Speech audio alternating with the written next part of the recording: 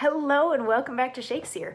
We are still working on King John, and we are in what the folio calls Act 2, Scene 1, but it's a bunch of other versions call Act 3, Scene 1. And the interesting tidbit about the folio's version of Act 2, Scene 1, it's 75 lines long, and that's the entirety of Act 2 in the folio. It's just this one scene that is 75 lines long, and it is mostly Constance. Because Constance is here with, in this scene, she's here with the Earl of Salisbury and with her son Arthur.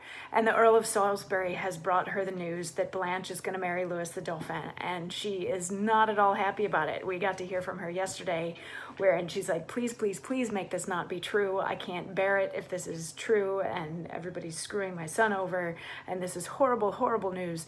So she takes it out on the Earl of Salisbury pretty specifically, which, you know, you're not supposed to shoot the messenger, but she kind of sort of is. In a figurative speech, she uses some mean language towards the Earl of Salisbury. He's like, you know, just calm down and come with me, and we gotta go take care of some stuff. And she's like, no, and you're terrible, you're horrible.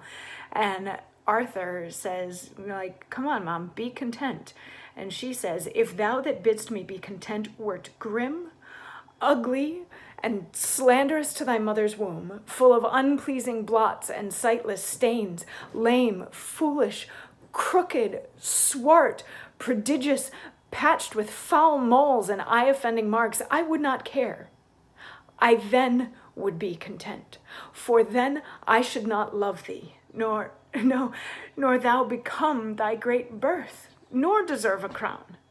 But thou art fair. And at thy birth, dear boy, nature and fortune joined to make thee great. Of nature's gifts thou mayest with lilies boast, and with the half-blown rose, but fortune,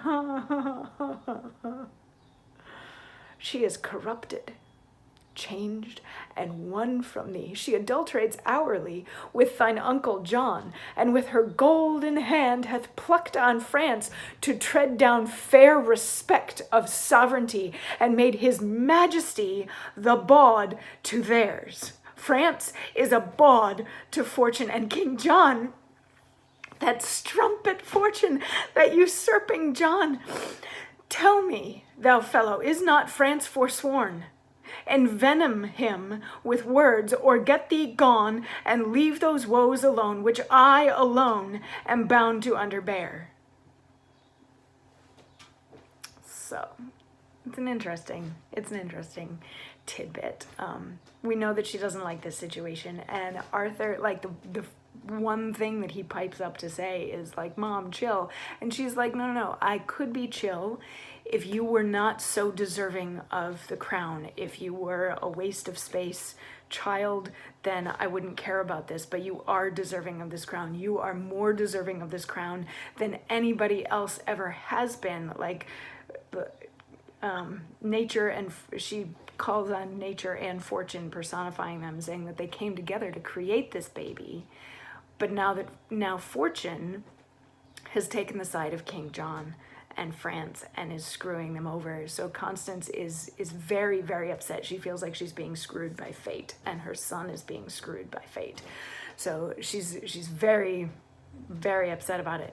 And at the end, when she tells somebody to leave, it's the Earl of Salisbury. She's like, just get out of here. You need to go. And he's like, actually, I can't leave without you. You've sort of been summoned. The kings want to talk to you, so you have to come with me. And she's like, no, I am so sad that the only thing that can hold up the weight of the burdens placed upon my shoulders right now is the earth itself. So I'm going to sit down right here, and the kings can come to me if they want. Which they do in the next act, or the second half of the scene, depending on which version you're reading. And we get to hear more about that stuff tomorrow, when we will be in Act 3, Scene 1, in both versions. I told you it was all gonna connect up at some point.